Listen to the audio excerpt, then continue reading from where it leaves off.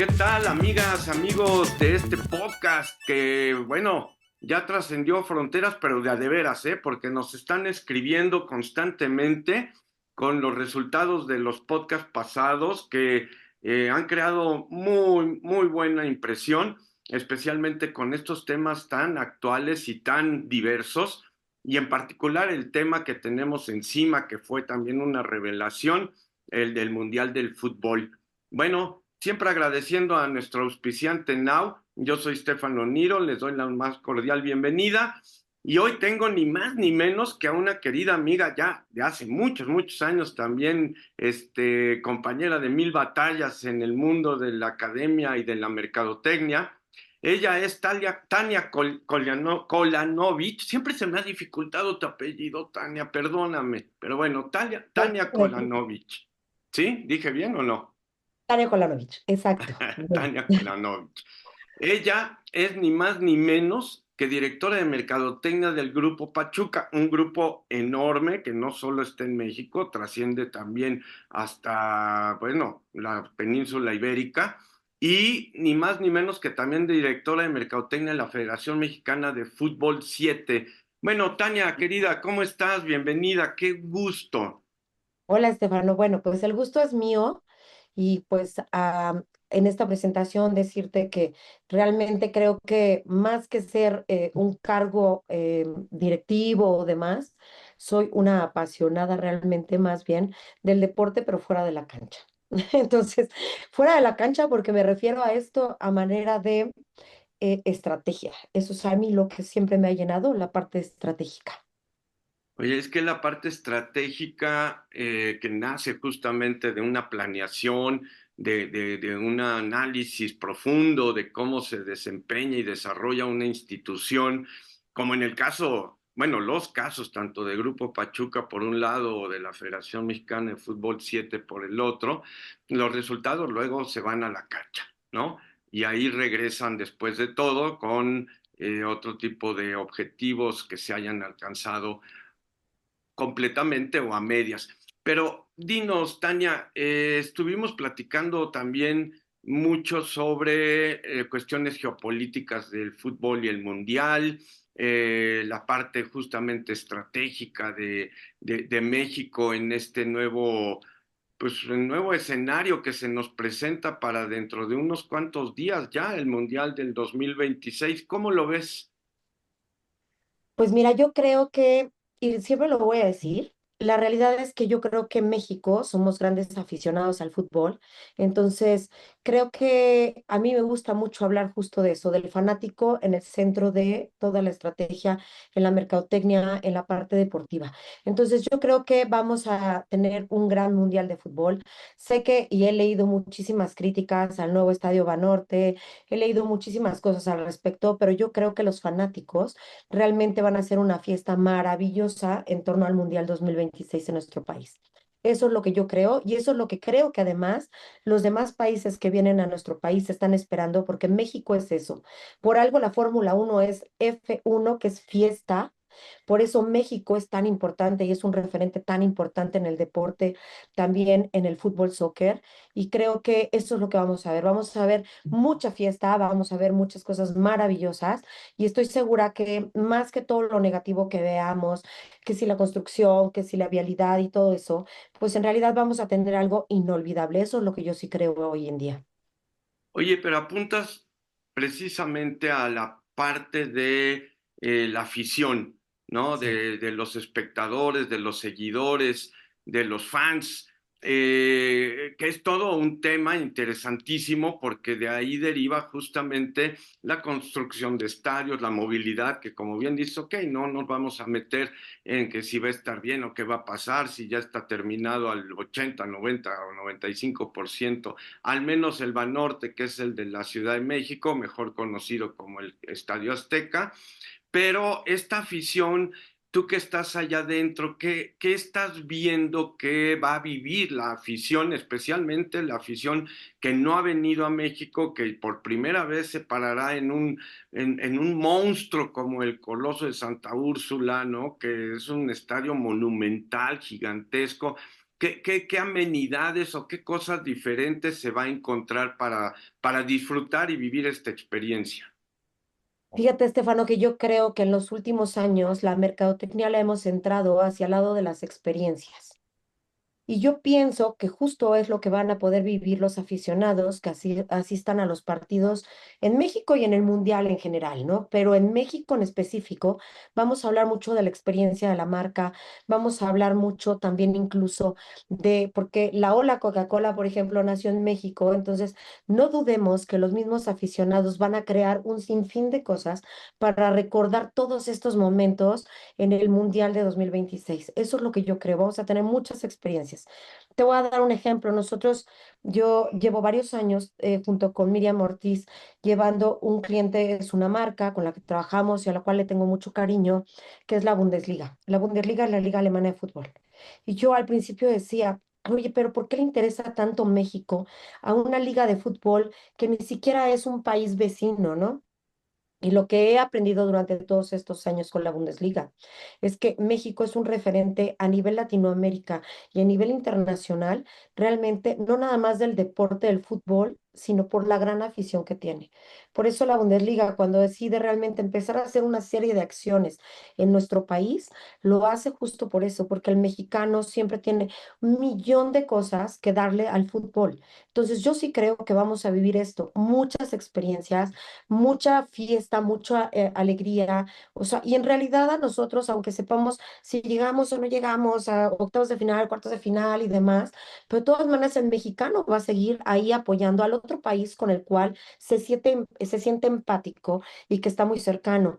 Y los demás que vienen a México, pues no nada más van a vivir el fútbol de su país, sino el fútbol de México, pero también aparte, pues un tema turístico, alta gastronomía, porque además los mexicanos pues tenemos maravillas en cuestiones gastronómicas, museos, pues muchísimas cosas que visitar y que conocer, ¿no? Eso es lo que yo creo. Ahora, a los mexicanos nos encantan los turistas. Siempre somos así como para ayudarlos, a dónde vas y te explico a dónde queda, cómo llegar a un lugar o al otro. Entonces también creo que eso es como parte de la calidez humana que tenemos y que también los turistas de otros países cuando vengan a nuestro país a ver el fútbol, pues lo van a disfrutar porque a nosotros nos encanta esa parte, ¿no? Somos como muy empáticos y muy cercanos. Eso por ahí creo que va, Estefano. Tania, ahora, hablando de afición y hablando de estadios, ¿no? Eh, pues este mundial se va a desarrollar en una cantidad importante de estadios con diferentes tipos de aficiones, en diferentes tipos de ámbitos, no solo culturales, ya lo geopolítico lo platicamos en un programa anterior, pero ¿qué diferencias podemos ver? Digo, un estadio como a lo mejor el de Los Ángeles o el de Boston o los de Canadá, no sé, no quiero hacer un comparativo uno a uno, pero sí tienen diferencias tecnológicas, de comodidades, de amenidades, incluso de servicios, ¿no? Pero la afición es diferente. Es una afición acostumbrada a otro tipo, a lo mejor, de deportes, como el fútbol americano, o el básquet, o el hockey, ¿no? O el soccer, pero femenil más que el varonil, ¿no? ¿Cómo sientes que va a estar esta diferenciación entre literal infraestructura y aficiones? Mira, te voy a contar sobre algo que viví hace algunos años. Me tocó ir a un clásico entre el Real Madrid y el Barça en el Santiago Bernabéu. Y yo vi un estadio así, pero monumental, como bien dices, ¿no? Y yo decía, ¡ah! Pero qué increíble, ¿no? O sea, así, y la remodelación y todo. Y yo decía, wow, o sea, qué impresión, ¿no? Y me acuerdo muy bien que en ese partido que me tocó ir, pues yo soy Barça de corazón. Acá, nada más que no me griten ni nada, la verdad es que me gusta mucho. A ver, el anuncio lo dejamos entre paréntesis Por porque eso, o sea, seguramente vas a me crear encanta. polémica. No entremos en polémica de que yo soy Puma de corazón y Barça de corazón, ¿ok? Ok, ok. Pero ahí te va. Cuando voy, pues sí, había mucha gente, bravo, gol, así, ¿no? Y era un lugar, era un espacio pues increíble, pues imagínate el Santiago Bernabéu, así la remodelación, o sea, era todo un tema increíble cuando tú veías ese estadio, ¿no? Y yo pues decía, ay, pues qué padre, bravo. En cambio, cuando vas en México a cualquier estadio, Ciudad Universitaria, Ciudad de los Deportes, al Azteca, que ahora es Banorte, pues yo creo que como que como afición te contagias tanto de la alegría, del verdadero hincha de corazón, que yo no decía, ay, no, es que a este le falta las celdas que calientan, que para que no tenga yo frío como en el Santiago Bernabéu, ¿no? En el techo, y que aquí está calientito. Allá yo lo vivía, pero aquí, pues no, o sea, aquí era, pues me pongo mi chamarra y listo, pero era el gol y era ¡gol! Así. Entonces creo que lo que menos me interesa en el estadio ya era esa parte, ¿sabes? Como que era el ambiente, entonces nunca lo pude comparar. Si me vas a dar a comparar entre el uno y el otro, pues yo creo que el ambiente se lo lleva todo. O sea, de verdad, llega un momento en el que no te interesa ya tanto si tienes calentadores o no tienes calentadores. Digo, ahora el Banorte, pues no sé si va a tener calentadores o no, pero sí realmente te puedo decir que la afición es la afición. Y lo que vives en este y en cualquier otro deporte tiene que ir más allá de la cancha o de la comodidad de que si la butaca o la silla o el palco, sino más bien se trata de un tema muchísimo más grande en cuestión de este tema, ¿no? Como de la afición y cómo vivirlo. Por otro lado, bueno, hace algunos años también me toca un aniversario con el Bayer Leverkusen y vienen muchas personas, hacemos un gran evento en el Nemesio 10 en aquellos años, me parece que son 6 años, 5 o 6 años aproximadamente que hicimos esto. Trajimos al equipo al Bayer Leverkusen, al Nemesio 10 hizo un partido amistoso contra el Toluca. Y bueno, el Nemesio 10 acaba de ser también, lo acaban de remodelar algunas cosas y demás, y muchísimos así fanáticos del Bayer Leverkusen, de otros, de otro país, o sea, así, ¿no? Gente. Y te prometo que la gente estaba realmente como contagiada de la afición, o sea, del Toluca contra el Bayer Leverkusen, o sea, un medio tiempo maravilloso, divertidísimo, o sea, este humor mexicano que va más allá de la grada, ¿sabes? Y nosotros veíamos, o sea, y claramente no era, otra vez te lo voy a decir, el estadio, o sea, realmente el Santiago Bernabéu, que te digo que cuando fui a un partido, ¿no? Sino que realmente ellos estaban súper felices, la gente del Bayer Leverkusen, nosotros estábamos súper felices, la gente del Toluca, o sea, era todo un tema, pero un contagio de experiencias. Entonces, sí, o sea, está increíble que tengamos mayores tecnologías, eso me queda claro. Sin embargo, creo que la afición mexicana es de lo mejor que existe y la gente no se va a quejar porque a la gente le va a gustar porque esta fiesta va a estar dentro y fuera de la cancha, eso es un hecho. De hecho, vino Gianni Infantino a ver un juego clasificatorio aquí en el repechaje a la ciudad de Monterrey, al estadio. Era Jamaica contra Nueva Caledonia. Obviamente, pues no se puede pensar que haya mucha afición de Nueva Caledonia. Es más, mucha gente no sabe ni dónde queda Nueva Caledonia. Y lo No, mismo pasa con Jamaica, ¿no? La dificultad para desplazarse, los viajes, etcétera. Y el estadio estaba, pues, si no repleto, pletórico, había literalmente arriba del 70% de entradas vendidas, con Gianni Infantino ahí en los palcos y que comentó que es una garantía justamente lo de la afición en México porque el público se volcó a justamente esto que tú mencionas, Tania, a vivir una experiencia, a transmitir esa emotividad, alegría típica, clásica de nuestro país cuando hay un evento o un magno evento de este tipo o estas características como un mundial de fútbol.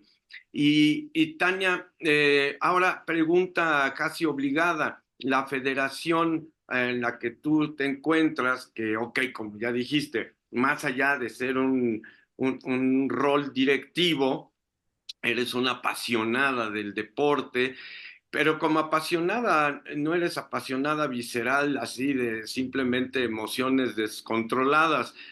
Una persona como tú, con toda tu trayectoria, tus estudios, porque amigas y amigos deben saber que Tania Kolanovich es doctora. en comunicación, además, estratégica, en mercadotecnia, o sea, no llegó ahí de casualidad. Entonces tienes una visión y una forma de pensar pues mucho más crítica, ¿no? Mucho más centrada en el estudio, en la investigación. ¿Cómo ves el tema de la misma federación dentro de la participación de lo que será este mundial? ¿Y cómo ves a las federaciones también latinoamericanas? Porque Tania, nos escuchan muchísimo en nuestros países vecinos, hermanos, especialmente de Centro y Sudamérica. Mira, Federación Mexicana de Fútbol 7 junto con Federación Mexicana de Fútbol son separadas y son distintas. Ujú. Sin embargo, yo te puedo decir que en el ámbito deportivo, formativo, como es la parte de la Federación Mexicana de Fútbol 7, pues evidentemente la pasión siempre es como un referente muy importante para los niños que son los que captan dentro de la Federación Mexicana de Fútbol 7. Eso. Yo me refiero a que estamos tratando de forjar mucho más temas, vamos a decir, como formativos para los niños, pero también desde ver el referente de lo que está haciendo actualmente la Federación Mexicana de Fútbol, con mi querido amigo que está ahí dentro, Fernando Schwartz, que por ejemplo es un tipazo y sé que lo va a hacer y ya lo ha estado haciendo muy bien en la parte de comunicación dentro de la federación. Sin embargo, bueno, nosotros en la Federación Mexicana de Fútbol 7 sin duda alguna, todos los niños toman este referente. Ahora, ¿qué pasa? Cada vez empiezan a debutar los niños que quieren ser futbolistas a menor edad, o sea, a corta edad. Entonces, esto les va a dar una visibilidad de ver a los niños de qué manera ya los futbolistas en el primer equipo, en este caso, es la selección mexicana y todos los equipos que vienen de los diferentes países, el tipo de entrenamientos que tienen, las cualidades que ellos tienen para llegar a ser futbolistas de primer nivel. Creo que hoy en día hay un camino muy importante por hacer en el deporte a nivel de los niños. ¿Por qué? Porque al final de cuentas se encuentran en un momento crucial entre tanta comunicación que consumen a través de las redes sociales. Entonces, poder ver y saber que en su propio país están los futbolistas, más que verlo como algo inalcanzable, también los hará aspiraciones, ¿no? También importantes. Que sabemos que muchas veces se habla de que hay temas que ya se han mencionado, que en el fútbol, que llegan nada más con palancas y todo eso. Bueno, pues esos son temas controversiales que sin duda alguna, desde mi punto de vista, me gustaría ver más talento. Hay niños que tal vez no tengan muchas palancas, como bien menciono en este caso, pero que yo no estoy diciendo que necesiten tener palancas, sino que sí sean vistos y sí sean valorados, preparados para que cada vez tengamos mejor nivel de fútbol en nuestro país. Tania, perdón, esta pregunta te la voy a hacer como casi detonadora de un problemilla. Este es nuestro tercer mundial en casa. Ya Así tuvimos México 70, ya tuvimos México 86 y ahora tendremos este tripartito con Estados Unidos y Canadá 2026. Eh, Personalmente no se ha crecido mucho en nuestro deporte futbolístico antagónico, profesional, mundialista. No hablo internamente, no hablo como en el caso del Grupo Pachuca, que, bueno, es una institución más que reconocida y respetada, no solo en nuestro país, sino también en todo el continente americano y además también en Europa, porque si no me equivoco, también tienen incidencia en España, como lo dije al principio. Pero en términos generales nuestro fútbol no avanza, o sea, no veo que quedemos en acuerdos de mejoras, en planes estratégicos para ver cómo equilibrarnos con los europeos. Sí, hemos participado en una infinidad de mundiales, hemos tenido 3 mundiales en casa, bueno, será el tercero, somos la afición más acá, ¿no? Más prendida, por decirlo de algún modo, pero nuestro fútbol sigue igual, con todo y que tenemos jugadores en Italia, tenemos jugadores en España, tenemos jugadores en Inglaterra, en Francia, en donde digas tenemos jugadores, o sea, no es tampoco la cuestión de que no se foguean fuera del país. ¿Qué está pasando o cuál es la idea? Perdón la pregunta. pero creo que hablo por la voz de muchos. Mira, sí coincido contigo al respecto y voy a tratar de ser políticamente muy correcta en el tema. Creo que evidentemente el tema formativo es fundamental, ajá, pero más allá de nada más la parte formativa de los niños que quieren ser futbolistas y que las oportunidades realmente son pocas, yo creo que sí nos encontramos viciados al respecto y bueno, lo han dicho muchas personas, que debería de haber más mexicanos jugando en México. Entonces, me refiero a que muchos equipos de fútbol, sin importar el nombre de cuál de ellos sean de la Liga MX, tienen muchísimos extranjeros dentro de. Y esto también conlleva a que los mismos mexicanos, como lo acabas de mencionar, pues se vayan a equipos fuera de México también, a tratar de jugar, a brillar de otra manera. Somos bien valorados los mexicanos en Europa, en otros países, como futbolistas, claramente sí, porque tenemos un buen nivel, pero sin embargo, en México pareciera ser que no son tan valorados muchos de ellos, ¿no?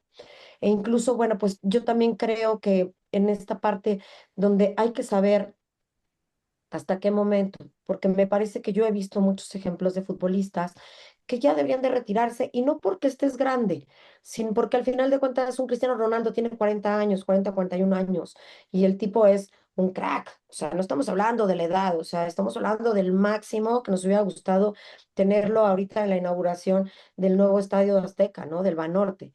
O sea, nos hubiera fascinado, pero es un cuate con una disciplina impresionante. Entonces, no hablamos de la edad, si no hablamos a lo mejor del desgaste, de la cultura que tenemos, de cómo saber incluso administrar, o sea, el cómo conducirse como futbolista.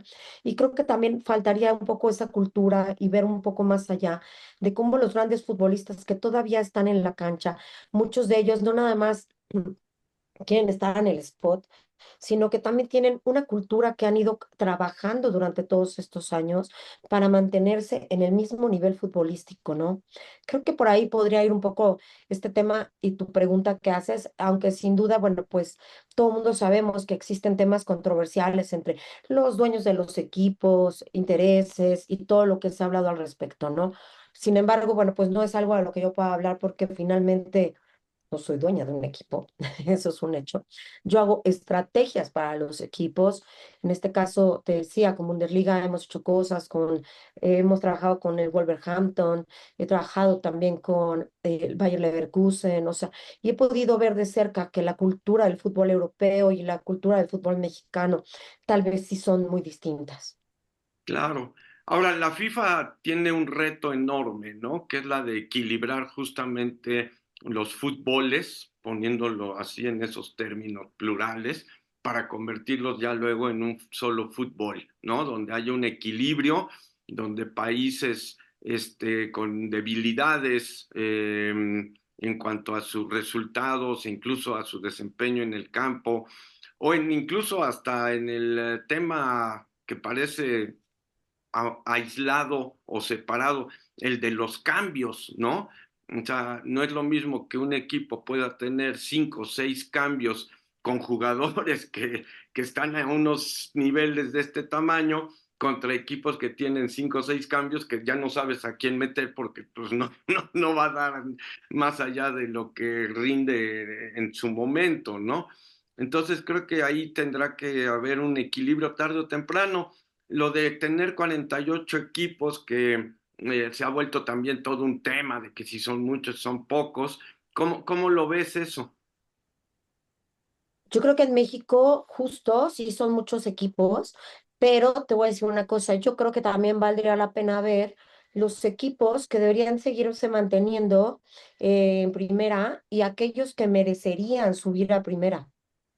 Yo creo que hay un trabajo por detrás que sería importante tomar en cuenta para que también el fútbol mexicano empiece a tener una mayor profesionalización. Hablabas del fútbol en España y me parece que España, por ejemplo, los equipos pueden ascender, descender de otra manera y son modelos que nos muestran cómo profesionalizar e incluso también tener una mejor calidad en el deporte, ¿no? Yo creo que por ahí podría ir.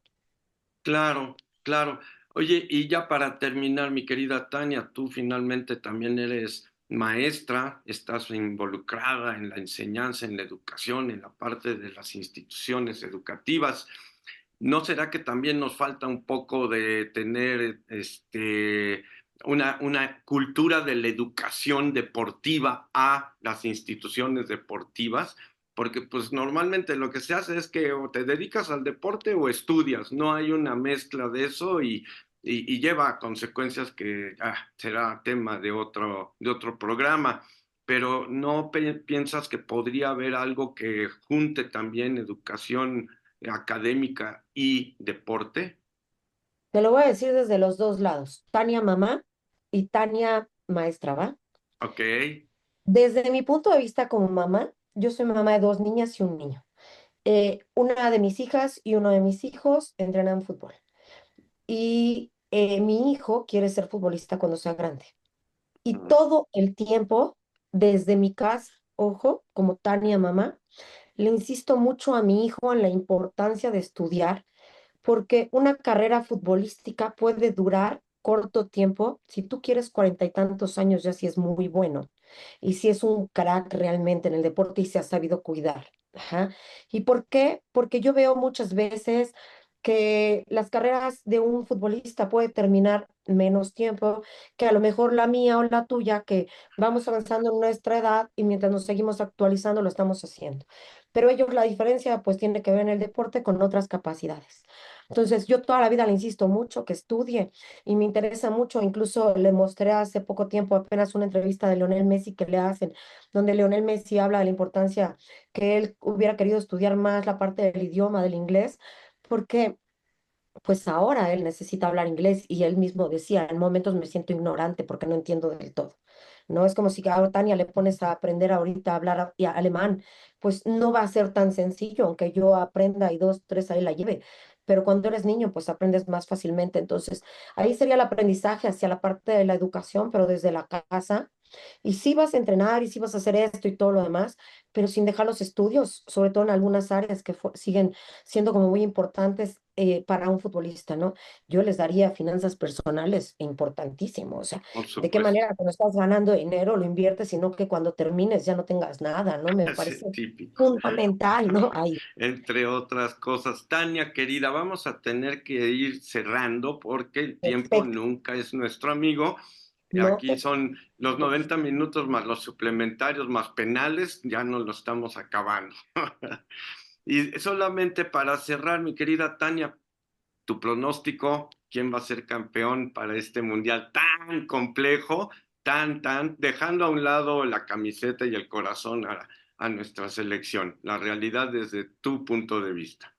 Bueno, acá los que conocen de fútbol piensan que van mucho como por España, Ok, ¿ok? Van mucho por España. A mí me gustan mucho los italianos cómo juegan. A mí me gusta el fútbol italiano.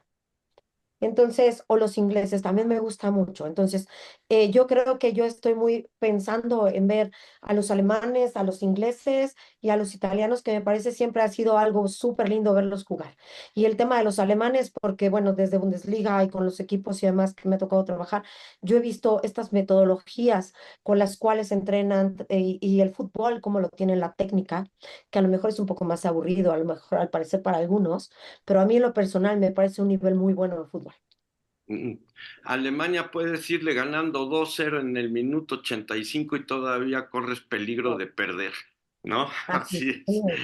Y bueno, los españoles, por supuesto, son siempre candidatos. De Latinoamérica, alguno que veas así, Argentina.